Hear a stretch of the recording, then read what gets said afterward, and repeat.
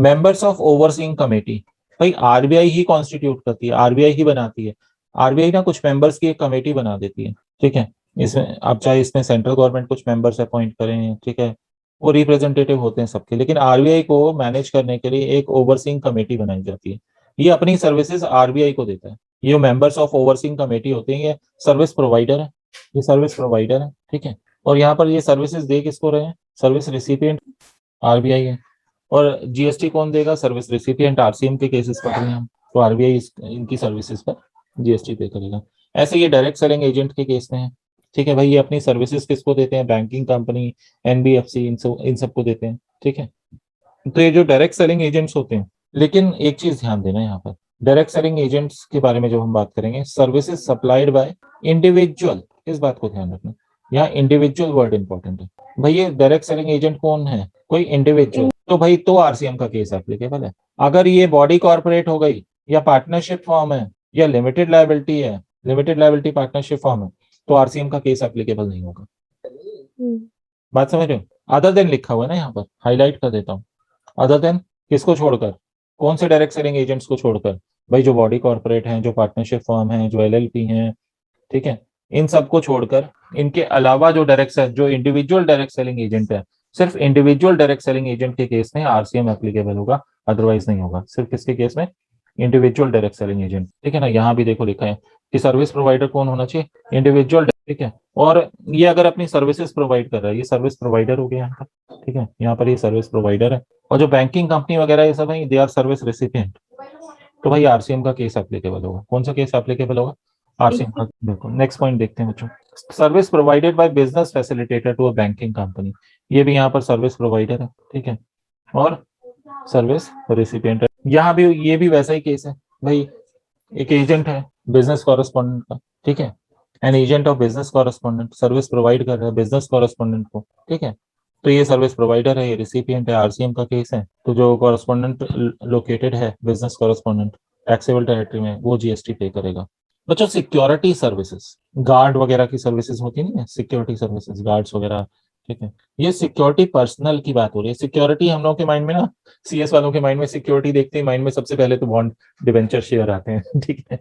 इसलिए पर्टिकुलरली मैंने बोला कि यहाँ पर सिक्योरिटी सर्विसेज की जो बात हो रही है, गार्ड्स वगैरह की बात हो रही है, सिक्योरिटी पर्सनल्स की बात हो रही है, जो प्रोवाइड किए गए किसको? टू अ रजिस्टर्ड पर्सन, ठीक है। लेकिन ये आरसीएम का केस ना तब अप्लाई नहीं होगा जब गवर्नमेंट इन्वॉल्व हो जाएगी। However, nothing contained in this entry shall apply to, वो समझ जाओ, central government, state government, UT, है ना, लोकल अथॉरिटी, तो उन सब पर ये पॉइंट एप्लीकेबल नहीं होगा। आरसीएम का केस एप्लीकेबल नहीं होगा। अच्छा, यहाँ पर सर्विस प्रोवाइडर कौन है? Any person other than a body corporate. भाई बॉडी कॉर्पोरेट इसमें कवर्ड नहीं है।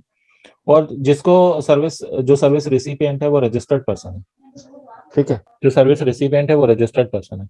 बट इसमें गवर्नमेंट को अगर सर्विसेज प्रोवाइड हो रही हैं तो वो कवर्ड नहीं है। गार्ड वगैरह की जो होती है ना, वो अगर गवर्नमेंट को प्रोवाइड हो रही है तो वो आरसीएम में कवर्ड नहीं है। बस इतना ध्यान रखना, और कुछ नहीं है इसमें। इसके अलावा कोई रजिस्टर्ड पर्सन है जो टैक्स पे कर रहा है अंडर कंपोजिशन स्कीम, तो उसके ऊपर भी आरसीएम एप्लीकेबल नहीं होगा, रिवर्स चार्ज मैकेनिज्म एप्लीकेबल नहीं होगा। बच्चों जो बोल्ड कर रखा है ना, हाईलाइट कर रखा है, ठीक है, ये अभी लेटेस्ट इंसर्ट हुआ है और लास्ट क्लास में मैंने डिस्कस भी किया है। ये अमेंडमेंट के थ्रू इंसर्ट किया गया इसे, ठीक है। और लास्ट क्लास में मैंने डिस्कस भी किया है। Then, याद है ना, मैंने बताया था कि भाई रेंट पे दे रहे हो, गाड़ी रेंट पे दे रहे हो, है ना, मोटर व्हीकल रेंट पे दे रहे हो पैसेंजर्स को कैरी करने के लिए, उसमें फ्यूल के भी चार्जेस इंक्लूडेड हैं। मतलब जो रेंट पे गाड़ी दे रहा है वो फ्यूल डलवा के दे रहा है, ठीक है ना। ये केस मैंने डिस्कस किया था, डायग्राम भी शायद बनवाया हो इसका लास्ट क्लास में, ठीक है। और इसमें कौन लायबल होगा? Body corporate. बच्चों ये यहाँ पर जो सिक्योरिटी सर्विसेज हैं ये अलग है। यहाँ पर वही बात आ गई शेयर डिवेंचर बॉन्ड की, डिपॉजिट्स की, समझ रहे हो ना। Services of lending of securities under securities lending scheme 1997, ठीक है। तो इसमें भी देख लेना कौन है सर्विस रिसिपिएंट। आरसीएम का केस एप्लीकेबल है, सर्विस रिसिपिएंट लायबल है। सर्विस रिसिपिएंट कौन है यहाँ पर? देखो सर्विस प्रोवाइडर होगा लेंडर, समझ रहे हो। सर्विस प्रोवाइडर कौन है? जो लोन दे रहा है उन सिक्योरिटी, वो सर्विस प्रोवाइडर है। जो लोन दे रहा है उन सर्विसेज पे, वो सर्विस प्रोवाइडर।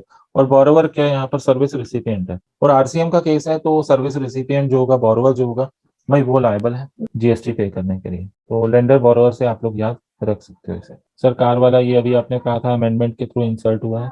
आपने लास्ट क्लास में हाईलाइट करके बताया था इसमें कि भाई गाड़ी रेंट पे दे रहे हैं, मोटर व्हीकल रेंट पे दे रहे हैं पैसेंजर्स को कैरी करने के लिए, और जो रेंट ले रहे हैं फ्यूल डलवा के दे रहे हैं, गाड़ी में तेल डलवा के दे रहे हैं जिसको भी रेंट दे रहे हैं, कितनी अच्छी बात है।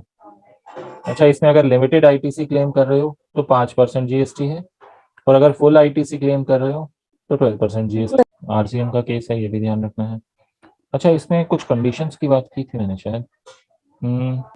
ये ध्यान रखना कि भाई सप्लायर जो है ना बॉडी कॉर्पोरेट नहीं होना चाहिए, ये मैंने कहा था, और रिसिपिएंट बॉडी कॉर्पोरेट होना चाहिए। बिल्कुल अपोजिट है दोनों में, सप्लायर बॉडी कॉर्पोरेट नहीं होना चाहिए, रिसिपिएंट बॉडी कॉर्पोरेट होना चाहिए, तो रिवर्स चार्ज मैकेनिज्म अप्लाई होगा। ठीक है, ये ध्यान रखना आप लोग इन चीजों को, जो भी डिस्कस किया था। रेमुनरेशन टू डायरेक्टर हम लोगों ने डिस्कस कर लिया था। ईसीओ के बारे में भी मैंने यही कहा था। ईसीओ में हम लोगों ने एग्जाम्पल डिस्कस किया था ऊबर का, ऊबर जैसे टैक्सी सर्विस है, ये कवर्ड है। इस पर ये आरसीएम का केस एप्लीकेबल है। बाकी इंटर लेवल पे इतना डिटेल में नहीं है, इसमें फाइनल लेवल पे बहुत डिटेल में दिया हुआ है। ईसीओ वो होता है, आप इसे कह सकते हो इलेक्ट्रॉनिक कॉमर्स ऑपरेटर, इसकी फुल फॉर्म है। जैसे जो उबर का एग्जांपल, उबर की एप्लीकेशन है, अच्छा वहां पर सर्विस प्रोवाइडर कोई और है और सर्विस रिसिपिएंट कोई और है, वो दोनों पर्सन, प्रोवाइडर भी और रिसिपिएंट भी, एप्लीकेशन के थ्रू करें, वो एप्लीकेशन कमीशन चार्ज करती है। 26% कमीशन चार्ज करता है उबर अपने ड्राइवर से। ठीक है, 26% कमीशन, मतलब सर्विस प्रोवाइडर भी उनको कांटेक्ट करता है, सर्विस रिसिपिएंट भी उनको कांटेक्ट करता है, और बीच में वो अपना कमीशन चार्ज करते हैं। ठीक है, तो भाई उस पर जो जीएसटी पे करना है वो उन्हें, इसको आरसीएम के अंडर सर्विस रिसिपिएंट को पे करना है। ठीक है, आप ये ध्यान रखना, कंपनी ईसीओ पे करेगा, ऐसे आप याद कर सकते हो, ईसीओ पे करेगा। अच्छा, यहाँ पर देखो लिखा हुआ है motor cab, radio taxi, maxi cab, है ना, ये एग्जांपल्स हैं, इनको एज एग्जांपल लिखा हुआ है यहाँ पर ईसीओ के। प्रिस्क्राइब रेट्स बच्चों आपको पता ही है, गुड्स के केस में याद कर लेना, गुड्स के केस में 0.125%, 1.5%, 2.5%, 6%, 9%, 14%। ठीक है ना, तो कितनी कैटेगरीज हो गई? 6 कैटेगरीज। अच्छा, और ये सिर्फ सीजीएसटी है, और इतना ही आपका क्या लगेगा? एसजीएसटी लगेगा, और यूनियन टेरिटरी होगी तो यूटीजीएसटी लगेगा। तो भाई लेकिन आईजीएसटी जो होता है वो इनका डबल हो जाता है। देखो एक बार लिखवा रहा हूँ, सभी स्टूडेंट्स को कई बार नहीं पता होता। ठीक है, उनकी गाइडेंस, उनको गाइड करने के लिए। अब देखो, मान लो यहाँ पर मैं 0.125% लिखूं, ठीक है, तो यहाँ पर भी कितना होगा? इक्वलेंट लगता है। यही बच्चों जब हम लोग बात करेंगे आईजीएसटी, तो आईजीएसटी इन दोनों का टोटल हो जाता है, समझ रहे हो? तो वो कितना हो जाएगा? तो इस तरह से होगा। तो ये फर्स्ट कैटेगरी हो गई। अच्छा, सेकंड कैटेगरी में कितना था सर? अब हमें समझ में आ गया, बिल्कुल यहाँ पर कितना हो जाएगा। ठीक है ना बच्चों, जीएसटी, और इन दोनों के टोटल के इक्विवेलेंट क्या लगते हैं बच्चों? ठीक है बच्चों, आगे बढ़ते हैं। जीएसटी के रेट्स गिवन है। ठीक है, चलो क्लासिफिकेशन की बात कर लेते हैं। क्लासिफिकेशन में ना, जैसे आप देखो हमारी बुक क्या होती है भाई, पहले हमारी बुक में ना पूरा एक बुक का सब्जेक्ट का नाम होता है ना, पहले सब्जेक्ट का नाम होता है, फिर चैप्टर्स लिखे होते हैं भाई, है ना, कि कौन कौन से चैप्टर हैं बुक में, फिर उनकी हेडिंग्स लिखी होती हैं, टॉपिक्स लिखे होते हैं ना, फिर सब हेडिंग्स लिखी होती हैं। बिल्कुल इसी सीक्वेंस में ना ये बुक बनाई जाती है, क्लासिफिकेशन की बुक बने, ये भी एक तरह की बुक होती है, समझ रहे हो? तो बुक में क्या होता है, आपको किसी की रेट ऑफ ड्यूटी देखनी है, रेट ऑफ जीएसटी देखना है, तो भाई आप खोलोगे, आपके गुड्स कौन से हैं, गुड्स के हिसाब से चेक करोगे। कि मान लो आपका वुडन का गुड्स है, तो वुडन वाला चैप्टर खोलोगे, समझ रहे हो? वुडन में कौन सा वुडन, किस टाइप का आपका फर्नीचर का है, किसका है, समझ रहे हो? तो वो पूरा सीक्वेंस में आप चेक करते हो, आपको अपना प्रोडक्ट फाइंड आउट करना ज्यादा डिफिकल्ट नहीं हो। तो सेक्शन, जैसे आप लोग एक तरह से सब्जेक्ट की बात करते हो, पहले सब्जेक्ट हो गया, फिर उसके चैप्टर्स हो गए, भाई ये वाला मेटल है, या ये वुडन है, या इसका है, फिर उनकी हेडिंग्स हो गई, फिर सब हेडिंग्स हो गई, फिर टैरिफ आइटम हो गया, लास्ट में जीएसटी का रेट गिवन होता है टैरिफ आइटम पे। ठीक है, जीएसटी का रेट गिवन होता है। तो इस तरह से क्लासिफिकेशन होता है बच्चों। बिना इंडेक्स के ढूंढना ना किसी गुड्स को, और उस पर रेट ऑफ ड्यूटी कितनी है, रेट ऑफ जीएसटी कितना है, वो बहुत डिफिकल्ट हो जाएगा। क्लासिफिकेशन इसीलिए किया जाता है कि कौन से गुड्स पे कौन कितनी रेट ऑफ ड्यूटी है वो आप ढूंढ पाओ। आपको एक बुक पकड़ा दी जाती है, आप उस बुक में से ढूंढोगे कैसे, वो that is known as classification, उसको एक सिस्टमैटिक मैनर में लिखा जाता है। अच्छा, ये सिस्टमैटिक मैनर हमारे इंडिया का नहीं है, वर्ल्ड वाइड सेम है। आप कहोगे सर, मतलब ये जो बुक बनाई गई है, ये इस तरह से बनाई गई है कि जो नॉमेनक्लेचर है, जो नॉमेनक्लेचर यूज होता है, वो वर्ल्ड कस्टम ऑर्गेनाइजेशन ने डेवलप किया है। जो टर्मिनोलॉजीज, जो वर्ड्स, ठीक है, जो नेम यूज होता है, वो किसने डेवलप किया है बच्चों? ठीक है। अच्छा, इससे क्या बेनिफिट मिलता है? वर्ल्ड वाइड नॉमेनक्लेचर जो सीक्वेंस है वो सेम यूज हो रहा है, तो इससे मतलब वर्ल्ड वाइड आपका जो भी इंपोर्ट एक्सपोर्ट है, चाहे हमारा सेल परचेज है वो इजी हो जाता है। इसी नॉमेनक्लेचर को जीएसटी के लिए भी यूज किया गया। आप कस्टम टैरिफ एक्ट में भी इसे यूज किया गया, इसी नॉमेनक्लेचर को। ठीक है, इसे हम हार्मोनाइज सिस्टम ऑफ नॉमेनक्लेचर भी कहते हैं। ये जो वर्ड्स यूज किए गए हैं, जो वर्ल्ड वाइड कॉमन यूज होते हैं, वो इसलिए यूज किए गए हैं ताकि बिजनेस करना, ईज ऑफ डूइंग बिजनेस समझ लो, बिजनेस करना, इंपोर्ट एक्सपोर्ट करना, ये सब चीजें करना इजी हो। कंसेप्ट क्लियर हुआ बच्चों, क्लासिफिकेशन में क्या है? डन। तो कॉपी कहाँ से हो रहा है? हाँ जी, कॉपी कहाँ से किया गया बच्चों? जीएसटी में भी यहीं से कॉपी किया गया, first schedule to the custom tariff act से कॉपी किया गया। ठीक है ना, देखो जीएसटी में भी first schedule to the custom tariff act से कॉपी किया गया। और उन्होंने कहाँ से यूज किया था? उन्होंने भाई ये नॉमेनक्लेचर उठाई थी जो डेवलप की है डब्ल्यूसीओ ने, वर्ल्ड कस्टम ऑर्गेनाइजेशन ने डेवलप की है। और पर्पस क्या है इसका? For classifying goods across the world in system. It comprises of about 5000 commodity groups, 5000 commodities के अलग अलग ग्रुप्स बने हुए हैं, each identified by 6 digit code. बच्चों इंडिया में तो हम 8 डिजिट कोड को फॉलो कर रहे हैं, मतलब 2 डिजिट जो एडिशनल है वो हमारे खुद के प्रोवाइड किए हुए हैं, इंडिया के प्रोवाइड किए हुए हैं, जीएसटी के प्रोवाइड किए हुए हैं। बाकी 6 डिजिट किसकी तरफ से हैं? डब्ल्यूसीओ की तरफ से, उन्होंने जो ग्रुप्स बनाए हुए हैं उसके हिसाब से 6 डिजिट कोड जो है उनकी तरफ से प्रोवाइड किया गया है। इट कैन बी एक्सटेंडेड, हमने एक्सटेंड करके इसको 8 डिजिट बनाया हुआ है। हमने एक्सटेंड करके कितना बनाया हुआ है? 8 डिजिट्स बनाया हुआ है। तो ये पॉइंट आप लोगों को याद रखना है कि डब्ल्यूसीओ की तरफ से 6 डिजिट कोड दिया गया है विच कैन बी एक्सटेंडेड, और इंडिया में उसको एक्सटेंड करके कितने डिजिट्स का बनाया हुआ है? 8 डिजिट्स का कोड बनाया हुआ है। Arranged in a legal and logical structure and is supported by well defined rules. भाई इसको पढ़ने के लिए, समझने के लिए कुछ रूल्स दिए गए हैं जिनके अकॉर्डिंग तो हम इस सिस्टम को फॉलो कर रहे हैं। अच्छा, कुछ इंटरप्रिटेशन के रूल्स हैं भाई, जब हम इस क्लासिफिकेशन को पढ़ते हैं तो हमें समझना पड़ता है हम किस सीक्वेंस में ढूंढें, कैसे ढूंढें। ये सब अभी आपके सिलेबस में नहीं है, जहां है वहां थोड़ा बहुत मैं डिस्कस करूंगा जो चीजें हैं, अदरवाइज सिलेबस में नहीं है, इसलिए इसे स्किप कर सकते हैं, बाकी रीड कर लेना। अच्छा, ऐसे ही सर्विसेज का भी क्लासिफिकेशन है। ठीक है बच्चों, गुड्स का अलग है, सर्विसेज का क्लासिफिकेशन अलग है। ठीक है, देखो क्या दिया हुआ, a new scheme of classification of services has been devised under GST. It is a modified version of united nation central product classification. भाई वहां किसको फॉलो कर रहे थे? डब्ल्यूसीओ को फॉलो कर रहे थे, वर्ल्ड कस्टम ऑर्गेनाइजेशन, है ना। यहाँ किसको फॉलो कर रहे हैं? यूनाइटेड, हाँ, नेशंस सेंट्रल प्रोडक्ट क्लासिफिकेशन को फॉलो कर रहे हैं। ठीक है, मॉडिफाइड वर्जन है united nation central product classification. Under this scheme the services of various descriptions have been classified under various sections. भाई पहले सेक्शंस होते हैं, है ना, हेडिंग्स, सब हेडिंग्स, चैप्टर्स, इन सब में डिवाइडेड होते हैं। Chapter 99 has been assigned for services. This chapter has the following sections. देखो सेक्शन 5 में क्या है, इसको कवर किया गया? कंस्ट्रक्शन सर्विसेज को। सेक्शन 6 में किसे कवर किया गया? Distributed trade services, accommodation, food beverage service, transport service, gas electricity distribution service. Section 7 में हमारी फाइनेंशियल रिलेटेड सर्विसेज आती हैं। ठीक है, तो रियल एस्टेट सर्विसेज आती हैं सेक्शन 7 में, रेंटल एंड लीजिंग सर्विसेज आती हैं सेक्शन 7 में।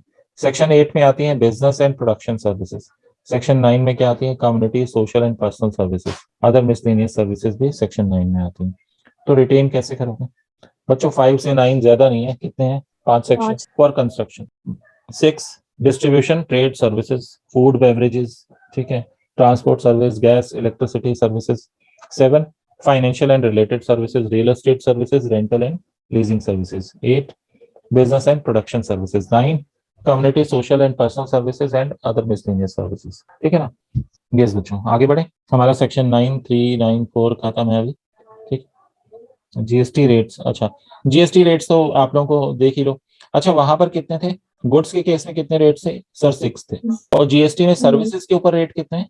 4 रेट्स हैं। ठीक है ना, सर्विसेज पे रेट्स कितने हैं? 4 रेट्स हैं। कितना? 5%, 12%, 18%, 28%।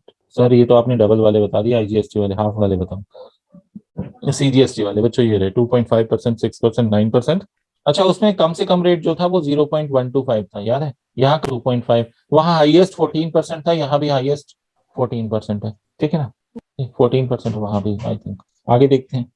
अच्छा, इसमें फिर दिया हुआ है कि भाई यहाँ पर ध्यान देना, for certain specified services nil rate of tax has been notified. कुछ स्पेसिफाइड सर्विसेज के लिए रेट ऑफ टैक्स निल भी है, तो वो लिस्ट पढ़नी होगी। Services of gambling services by way of admission to entertain, ये गैम्बलिंग, बेटिंग वगैरह, क्लब, रेस क्लब, है ना, वो हमने टोटलिजेटर वाला भी देखा था, है ना। तो इन सब के ऊपर रेट ऑफ जीएसटी कितना दिया हुआ है? हाईएस्ट रेट दिया हुआ है भाई, 14% सीजीएसटी, 14% एसजीएसटी, तो टोटल 28%। तो बेटिंग, गैम्बलिंग वगैरह इन सब के ऊपर, casino, race club, sporting event, IPL, भाई इन सब के ऊपर हाईएस्ट रेट ऑफ जीएसटी है सर्विसेज में। और कुछ सर्विसेज पे लोएस्ट रेट कितना है? 5%, 2.5% सीजीएसटी, 2.5% एसजीएसटी। जैसे जीटीए सर्विस इज टैक्स 5%, हमने पढ़ा था ना जीटीए सर्विस के केस में। 5% कहाँ होता है? आरसीएम के केस में होता है 5%, है ना, जिसमें आईटीसी क्लेम नहीं करते, जिसमें आईटीसी क्लेम नहीं करते। बच्चों रियल एस्टेट में भी कुछ खास नहीं है, बस एक आध पॉइंट ही बच्चों ध्यान देना। अफोर्डेबल हाउसिंग की अगर हम बात करें तो कितना आपको देना होगा? 1%। ठीक है, अफोर्डेबल हाउसिंग पे 1% जीएसटी है। अच्छा, जो अफोर्डेबल हाउसिंग नहीं है, ठीक है, उस पे 5% है। एक मिनट रुकना, दोनों में यहाँ पर क्या लिखा है देखते हैं एक बार। The effective rate of GST on real estate sector for the new projects by promoters are as follows: 1% without ITC on construction of affordable houses, without ITC, but ITC claim नहीं कर सकते इसका। ठीक है, 1% जीएसटी है affordable housing पे। लेकिन affordable housing के केस में ना स्क्वायर मीटर जो है ना लिमिटेड है। अगर तो आप मेट्रो सिटीज में रह रहे हो, ठीक है, तो 60 स्क्वायर मीटर तक का फ्लैट हो सकता है, समझ रहे हो, घर हो सकता है।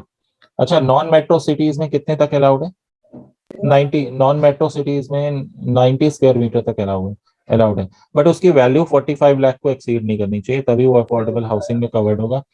अच्छा, जीएसटी इसमें 1% है, और बहुत ज्यादा बेनिफिट होता है जीएसटी का, मैं बता रहा हूँ।